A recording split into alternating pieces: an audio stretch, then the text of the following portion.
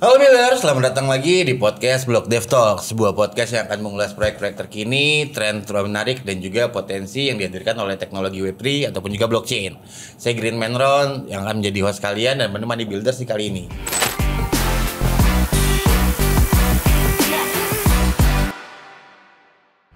Nah, kali ini kita kedatangan seorang tamu yang luar biasa nih, seorang Head of Ecosystem dari Pundi X. Langsung saja kita sambut Indra Winarta. Halo Mas Bro, how are you? Hai. Mantap, sehat-sehat? Sehat. Oke, dengar-dengar pertama kali nih podcast. Iya, ini debut. Debut pertama, mantap, luar biasa. Blog Dev. Berarti habis dari sini biasanya rame nih orderan gitu. Kalau udah masuk Blog Dev, nextnya banyak nih ngajak. Oh dia dari Blog Dev nih, diundang lagi.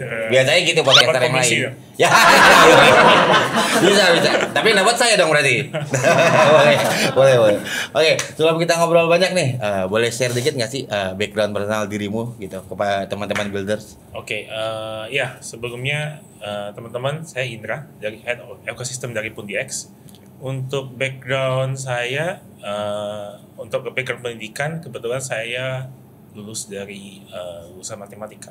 Oh wow, matematika. Jadi saya waktu kuliah saya ambil double major matematika dan computer science. Computer science, oke. Jadi backgroundnya lumayan cocok dengan crypto. Kripto ya, aset. Dan sebelum masuk ke dunia kripto, saya backgroundnya konsultan. Konsultan, oke. Jadi saya konsultan di perusahaan consulting dan kebanyakan proyeknya ada proyek telekomunikasi. Jadi Telekomunikasi, oke. brand-brand yang warna merah, warna kuning. Oh, telekomunikasi teman-temannya, gitu. ya. Ya. Okay. Dan di tahun terakhir consulting saya kebanyakan pegang proyek multi finance. Multi finance, oke. Jadi setelah itu saya mikir, oh iya mungkin saya cukup tertarik untuk masuk ke startup atau company yang punya produk sendiri, yang ngembangin produk sendiri. Jadi itu awalnya saya pindah ke perusahaan ini, Pundi X. Oke, awalnya dari situ. Tapi dulunya Pundi X belum ada pas saya masuk. Jadi kita dulunya proyeknya namanya Pundi-Pundi. Pundi-pundi, aha. Kita bikin QR code payment di tahun 2017. Jadi di tahun itu belum ada QR code payment seperti GoPay, OVO dan lain-lain. Jadi kita salah satu yang awal, yang pertama. Pencetusnya berarti ya. Oke. Dan saya join di 2017, di pertengahan 2017 sebagai product manager. Oke. Dan setelah 3 bulan saya join, ternyata foundernya ada plan untuk masuk ke crypto payment. Oke. Awalnya dari situ. Dan nggak ada background crypto sama sekali saya sebelumnya. Basicnya nggak ada? Nggak ada.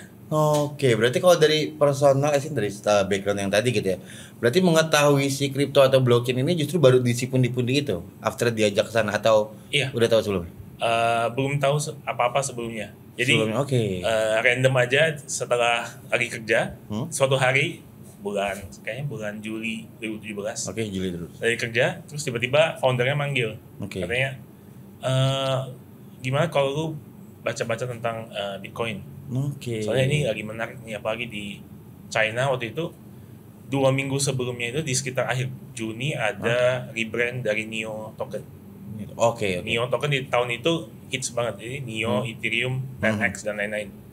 Jadi baca-baca tentang Bitcoin, tapi belum masuk, yang cuma baca doang. Masih baca, buka Coin Market Cap, banyak banget tokennya. Nih apaan ini? Ini apa? Logonya banyak banget. Terus waktu itu kan 2017 komunitasnya belum segede sekarang. Betul. Mau cari info juga googling masih sendiri, susah ya? Nyari tahu sendiri kan. Jadi cuma baca-baca doang selama 2-3 minggu sambil buka sambil nyari tahu gimana cara beli Bitcoin. Sambil nyari tahu. Dan dulu pertama kali tahu itu VIP Bitcoin Co-ID yang VIP sekarang jadi Indodax, yes.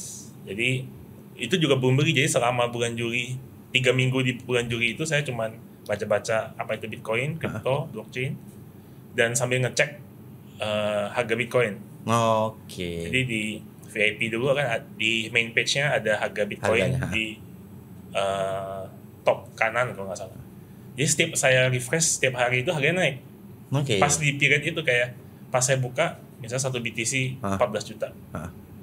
Terus 2 hari kemudian 16 juta. Kayak lama-lama jadi penasaran kayak ini apa nih kok barangnya naik terus I ya. see. Nah dari situ baru nyemplung, baru beli, terus join di forum bitcoin.com di zaman itu dan mulai aktif di situ.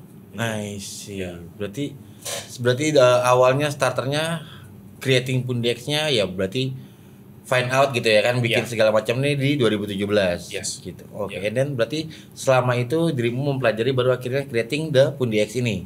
Iya, jadi Oke. kita dulu sempat kita jadi official launch-nya itu di tahun 2018. 2018. Oke. Jadi dari Juli 2017 sampai akhir tahun kita research, bikin produknya, develop produknya, plus kita juga sempat raise fund di tahun. Ya, raise fundnya 2018 awal. 2018 awal. Baru kita launch. Oke, berarti starting berdirinya Pundi itu 2018. Iya, official. Pundex, officialnya. Ya. Sih menarik. Nah, kalau gitu boleh dong diceritain nih ke teman-teman gitu ya. Pundex apa sih ini Pundex gitu? Jadi Pundi X itu di Pundi X kita sebenarnya punya beberapa produk. Tapi main produknya itu adalah mesin POS. Mesin POS, oke. Jadi ceritanya di tahun 2017 belum ada project POS. Jadi kita bikin dan di project POS ini kalau misalnya Ron mau beli barang pakai Bitcoin di merchant bisa. Jadi payment in crypto. Yes. Dan juga sebagai merchant selain dia bisa menerima crypto payment, dia juga bisa jual crypto. Oke. Jadi mungkin seperti money changer ya. Money changer. Jadi dia bisa. Jadi Ron misalnya baru dengar tentang Bitcoin terus mau beli, dan di merchant itu dia bisa jual langsung lewat POS itu, tanpa dia harus nyetok kriptonya. Kalau yang sekarang jatuhnya kayak P2P buy and sell itu kan berarti mereka udah naruh nih kan, ada stoknya makanya kelihatan kan, kayak gitu. Kalau ini tanpa harus. Iya. Dan karena kita mulai di Indonesia 2017, kan regulasinya belum ada sampai sekarang juga. Masih belum bisa. Jadi ya kita pindah sih. Jadi kita headquarternya sekarang di Singapura. Karena untuk dari sisi regulasinya karena di Indonesianya belum support, makanya berdirinya jadinya di Singapura nih. Gitu. Biar regulasinya udah dapat lah ya kasarnya. Kalau ngomongin legal ya mematuhi peraturan, that's why pindah ke Singapura gitu. Si Eki-nya. Itu jadi headquarternya Singapura, dan so far selama 7 tahun terakhir kita udah expand operation ke lebih dari 30 negara. Jadi mesinnya ini ada di lebih 30 negara. Dan kita juga punya beberapa office kayak di Taipei, Tokyo dan lain-lain. Berarti dirimu kan head of ekosistemnya nih ya di Pundi X berarti. Berarti ngurusin keseluruhan globalnya atau memang cuma fokus di Indonesia aja nih? Global. Jadi karena kebetulan saya salah satu karyawan paling awal. Jadi sebenarnya ngurusin berbagai macam hal. Jadi di tahun 2018 sampai 2020 saya kebanyakan ngurusin listing.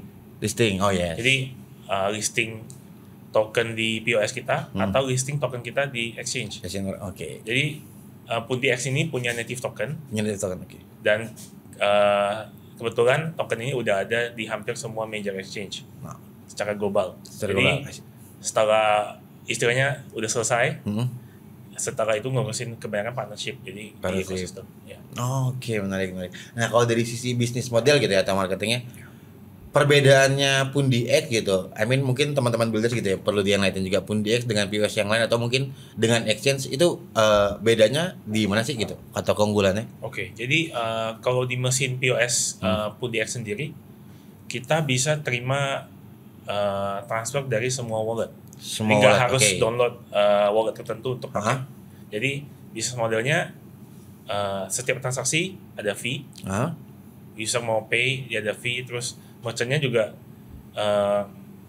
dia mau terima karena dengan adanya crypto payment ini transaksinya jadi lebih banyak. Jadi jatuhnya kayak marketnya gitu lah yang ngebantu jadi berkembang. Jadi di beberapa negara contohnya di Turki itu transaksi kriptonya kan lumayan gede. Karena currency-nya volatile. Jadi merchant-merchant yang dulunya nggak terekspos ke kripto, karena ada mesin ini mereka bisa jadi di tempat jual beli kripto kayak money changer. Jadi membantu bisnis mereka juga. Jadi hitungannya jadi kayak small agennya di sebuah merchant event yang mungkin contohnya kayak warung kelontong kasarnya gitu ya atau coffee shop itu pun bisa jadi kayak gitu kalau memang punya si POS mesinnya punya si Pundi. Oke, menarik. Jadi satu tambahan lagi itu salah satu produk kita. Tapi di tahun 2019 kita launch OS-nya aja. OS-nya aja. Oke, jadi kayak white label beli jadi apps-nya aja, OS-nya. Jadi mesin Verifone atau mesin Ingenico kita kerjasama langsung. Merchant-nya bisa install langsung aplikasinya dan langsung pakai. Jadi nggak perlu beli device baru. Ya nggak perlu. Oke, menarik. Berarti awalnya tadinya device-nya gitu kan, sekarang udah dibikin lebih simpel jadi OS-nya doang. Iya, OS ada device juga dari bisa pilih. Bisa pilih mau yang mana, mau pakai yang ada device-nya atau OS-nya doang. Iya. Sih menarik. Berarti memang bukan kalau aku baca website gitu ya kan, ada jual belinya segala macam. Mungkin gambaran umumnya kalau orang nggak baca dikdip gitu ya, kalau aku ngeliatnya, mungkin sama kayak exchange, ternyata totally beda ya dari sisi produk gitu. Iya. Dan kita ngikutin use case-nya, ngikutin dari negaranya sih. Jadi ada yang beda-beda. Oke. Berarti untuk isunya pun juga find out regulated-nya gitu ya di setiap negara seperti apa, itu juga disesuaikan. Iya. Jadi salah satu contoh use case kita di Afrika Selatan. Kita kerjasama dengan Paxos. Jadi kalau tahu itu Paxos itu yang bikin Pax Gold. Pax Gold, yes. Ya. Jadi kebetulan di Afrika Selatan itu transaksi emas itu paling gede di secara global. Jadi Paxos ini mentargetkan untuk jualan digital gold di Afrika Selatan. Dan PundiX ini sebagai official partner. Jadi merchant toko emas dan lain-lain di Afrika Selatan bisa jual Paxos Gold di tokonya. Oke, karena menggunakan device atau OS-nya dari si PundiX ini. Sih menarik, keren. Oke, nah kemarin juga kan aku sempat ngecek gitu ya websitenya si PundiX gitu. Lalu kan udah kebaca ada Expose gitu. Boleh ceritain nggak sih Om si Expose ini gitu? Lebih jauh apa sih ini? Gitu. Ya, jadi Expose itu nama brand dari POS itu. Nama brand POS. Oke. Fungsinya itu berarti lebih ke gimana atau flow-nya misalkan kayak orang mau menggunakan gitu harus kayak gimana sih gitu? Jadi kalau misalnya, jadi ada dua tipe transaksi di Expose ini. Pertama itu crypto payment. Jadi user bisa pakai wallet apa aja, contoh BinancePay. Mereka bisa scan QR code dan langsung bayar USDC, USDT, BTC dan lain-lain ke merchant langsung. Mesin itu. Langsung. Jadi di mesin Expose ini kita udah integrate ke beberapa chain. Lebih dari 7 chain sekarang. Oke, menarik. Berarti secara simpelnya mungkin kalau aku coba pakai manusiakan ya bahasanya. Merchantnya anggap nih, aku mau beli kopi gitu ya. Anggap ya jangan Starbucks ngasih. Anggap janji jiwa udah pakai Expose nih gitu kan. Berarti kita bayar pakai Bitcoin pun kasarnya pakai cryptocurrency udah bisa di sana. Kalau pakai si Expose-nya punya si PundiX. Bisa. Jadi dari sisi user mereka bisa bayar dengan kripto yang tersedia di Expose. Tapi dari merchant mereka bisa pilih terimanya dalam bentuk apa. Fiat kah gitu kan, ataupun mau dalam fiat atau mungkin USD gitu kan, ataupun juga cryptocurrency. Itu tergantung dari si merchantnya. Tergantung merchant dan regulasi Indonesia. Itu. Jadi kan kita ngikutin. Betul. Berarti since di Indonesia regulatednya pembayaran cuma masih buat fiat, berarti mau nggak mau si merchant harus terimanya fiat dong, rupiah. Jadinya kalau di Indonesia mungkin kita Expose-nya belum jalan ya. Expose-nya belum jalan. Ya karena regulasinya juga masih belum matang lah ya. Oke, menarik. Ya berarti buat pemerintah gitu biar lebih cepat lah ya regulasinya ya kan, biar perkembangannya bisa dirasakan. Banyak juga orang-orang yang kayak ini blockchain kripto fungsinya kayak dirasakan realnya kan masih belum dapat nih, banyak orang yang ngomong. Tapi kan ketika dengan ada produk si Expose ini segala macam, itu kan salah satu bentuk yang mereka memang sudah bisa rasakan kan, benar nggak sih? Sih menarik. Nah tapi kalau menurut dirimu sendiri gitu ya, udah dari 2017 find out bahkan ya mungkin setahun sampai creating the Pundi gitu kan, PundiX ini,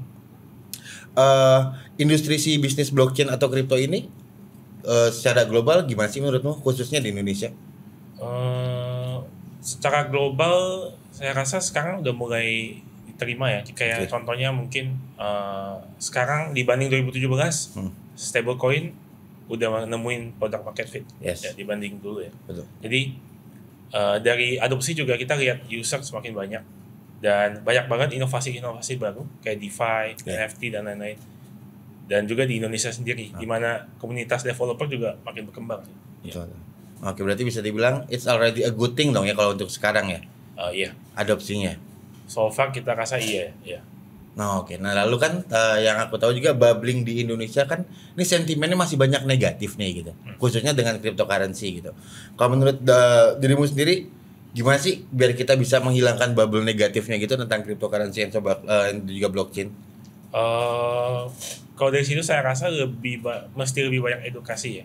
Jadi kalau di tahun 2017 mungkin kalau kita ditanya pekerjaannya apa dan kita kerja di crypto company, mungkin kita agak sungkan untuk jawab ya, kayak saya kerja di perusahaan kripto, jadi yang nangkep kan kayak apaan itu kripto, kayak apakah itu MLM atau apa gitu kan. Betul. Tapi sekarang udah beda, jadi kita bisa dengan bangga bilang saya kerja di perusahaan kripto dan orang bisa lihat, oh iya ini orangnya techy banget gitu. Yes. Tapi dari sisi komunitas sendiri yang dipromosikan juga jangan hanya meme coin contohnya, tapi juga harus kayak ada ini produk inovasi DeFi. Betul. Misalnya bisa lending contohnya, atau macam-macam lah. Kita bisa, jadi misalnya kita di Indonesia yang pilihan investment kayak investment vehicle-nya sedikit, bisa mencoba sesuatu yang baru yang ternyata di luar itu udah sering dipakai gitu. I see. Jadi berarti fokusnya adalah yang bisa kita kencangkan gitu ya di Indonesia, nggak fokus dengan si tradingnya, nggak fokus dengan si pamdamim dan lain-lain, tapi ya fokus dengan produk-produk yang memang this is a good thing, the new technology memang bisa dipakai ya, apalagi judul konteksnya mungkin investment kayak gitu kali ya maksudnya. Iya, karena menurut saya meme coin itu memang salah satu cara paling efektif buat dapetin user baru. Betul. Tapi setelah mereka masuk, mereka mesti hilang. Mesti lanjutin nih ada apa lagi di blockchain. Dan dari sisi edukasi itu yang perlu ditanamin sama kayak misalnya kita nggak tahu duluan gimana caranya buat mereka yang tahu kripto dari meme coin ini bisa evolve ke sektor lain gitu. Setuju. Karena memang tidak bisa dipungkiri ya, kayak user gitu kan, ketika Indonesia juga usernya makin bertambah terus kan. Ya kita nggak bisa menyalahkan, ya trading atau meme ya part of the blockchain itself sebenarnya gitu kan. Nggak salah mereka mulai masuknya dari sana, tapi paling nggak after dari situ, dari merekanya dan dari kitanya yang udah terjun belakangan mau memberitahu nih gitu ya. Jatuhnya kan edukasi literasinya bahwa nggak cuma itu doang loh gitu. Blockchain kripto nggak cuma trading doang, nggak cuma meme doang, banyak fitur-fiturnya memang ya udah it's a good thing karena konteksnya teknologi, mungkin kayak gitu kali ya. I see, menarik. Nah, dari dirimu creating nih 2018 Pundi X sampai saat ini, yang paling banyak diterima gitu ya, challenge gitu atau tantangannya apa sih biasanya batasan-batasannya itu? Dari kita mungkin lebih banyak karena kita lebih ke financial atau payment ya. Jadi kebanyakan masalah kita tuh di regulasi dan regulasi sih, regulasi KYC ya. Oke. Mungkin kalau buat Indonesia sendiri harapannya gimana nih? Regulasi, since kan Indonesia sekarang udah punya bursa nih, gitu. Mungkin agak beda topik ya. Maksudnya untuk dari Pundi X, bisnis kita sama bursa kan agak beda. Jadi yang kita harapin itu mungkin lebih, contohnya ada sandbox atau pilot project untuk gimana sih caranya. Misalnya Pundi X ini sebenarnya jalan di luar negeri. Tapi di Indonesia belum. Ya gimana kalau kita tes dulu misalnya di 100 merchant di Jakarta. I see. Kita lihat dulu apakah ini works dengan partner-partner yang udah license di Indonesia. Gimana caranya kita coba dulu, ternyata kalau works baru kita kembangin lebih jauh, jangan langsung ini nggak mau gitu ya. Berarti harapan buat pemerintah paling nggak jangan langsung main sentimennya kayak ini nggak bisa atau apa segala macam, paling nggak digali dulu, dicoba entah either itu piloting or whatsoever, biar mereka juga tahu juga gitu ya. Tapi so far saya rasa di Indonesia pemerintah udah agak terbuka ya, maksudnya udah support banget, cuman untuk payment mungkin yang lebih sensitif. Lebih sensitif, betul. Ya kita juga dari Pundi X kita juga nunggu sih, kayak kita juga nggak yang agresif gitu. Mau nggak mau, karena kan kalau nggak safe nanti yang ada dirimu yang digetok ya kan. Ya belum pernah pajak nih apa gitu. Oke. Nah berarti buat pemerintah nih, harusnya pemerintah nonton, banyak kok pemerintah yang nonton belum. Jadi ya semoga harapannya regulasinya bisa dibuat gitu kan, bisa lebih lancar. Jadi kasarnya produk-produk the teknologi juga yang ada di blockchain ini benar-benar memang masyarakat bisa rasakan. Oke, berarti harapannya dari pemerintah pun juga bisa membantu either daripada di blok doang, paling enggak ya udah ayo dicoba ya. Kalau ngomongin apa ya? Jujur dari aku sendiri pun juga dengan improvement kemauan pemerintah memang sudah ada ya kayak kemarin kan Peruri udah creating sandbox-nya gitu kan dan lain-lain sudah banyak ya balik lagi harapannya regulasinya bisa kebentuk. Jadi banyak teknologi-teknologi dari si blockchain ini memang bisa dirasakan gitu kan sama Indonesia nggak cuman trading doang atau meme doang gitu karena jujur Blockdev juga selama ini ketika kita edukasi literasi baliknya ke sana-sana lagi gitu kan. Tapi kan kita nggak bisa maksa nih gitu kan sebagai pegiatnya karena kan ya usernya juga harus punya kemauan sendiri ya nggak sih? Gitu. I see. Oke. Semangat terus buat Pundex, semangat semoga produknya bisa ada di Indonesia bisa digunakan. Sebenarnya pengen banget tuh seru gitu kan kalau kita bisa jajan pakai cryptocurrency. Jadi kan token-token yang udah rumpul gitu bisa kita buang nih jadi kopi nih. Tapi kalau memang listing pasti kan nggak semuanya yang bisa dipakai kan? Iya. Oh, oke. Nah dari Mas Bro nih. Dari Indra, ada yang mau disampaikan nih ke teman-teman builders gitu ya, as in closing statement entah dari Pundi atau dari personal opinion, monggo kalau yang mau disampaikan. Ya kalau dari saya sih mungkin untuk teman-teman yang belum terjun di kripto mungkin bisa cari tahu lebih dalam terlebih dahulu. Bisa contoh cek Blockdev atau ID Build gitu. Mantap. Macam-macam lah. Jadi sekarang itu udah banyak sumber atau source yang bisa dilihat. Jadi misalnya blockchain bukan cuma meme doang atau bukan cuma coding doang. Tuh. Ternyata macam-macam aplikasi kripto yang bisa dipelajari. Jadi bisa coba dulu dan cari tahu lebih dalam. Banyak teman-teman komunitas Indonesia yang support banget. Pasti kok. Untungnya sekarang kita udah banyak support. Asal jangan salah belajar aja gitu ya. Gitu. Kadang suka ada orang-orang yang ngajarinnya kadang suka aja lah. Jadi drama-drama. Belajar kemana tuh? Blockdev. Jualan. Masuk. Oke. Terima kasih banyak nih Om Indra udah datang tersediaan waktunya udah mampir ke podcastnya Blockdev ID. Ya, sama-sama. Terima kasih juga buat teman-teman builders yang selalu setia menonton podcast kami. Jangan lupa untuk terus mengikuti perkembangan dunia Web3 ataupun juga blockchain bersama Blockdev ID. Bisa mampir di Telegram kita, sosial media ataupun juga di YouTube untuk belajar dasar dan fundamental blockchain dan juga tambahannya bersama Blockdev ID. Nah, tambahan lagi nih, satu lagi Blockdev ID sekarang sudah ada pengembangan dari si member Blockdev ID ini, yaitu kita creating yang namanya ID Builders. Jadi tempat khusus untuk para builders di Indonesia. Nah, builders ini adalah konteksnya adalah teman-teman yang bisa atau punya kemauan untuk bikin project. Nggak mesti developer, basicnya kalian mau marketing gitu, mau orang BD, selama kalian memang punya keinginan atau bisa creating something, bisa bikin project, kalian nanti bisa reach saya di Telegram untuk masuk di ID Builder ini. So, sekali lagi mari kita belajar bersama dan ikut terus serta dalam perkembangan teknologi Web3 dan juga blockchain khususnya di Indonesia. Saya Green Ron. Saya Indra.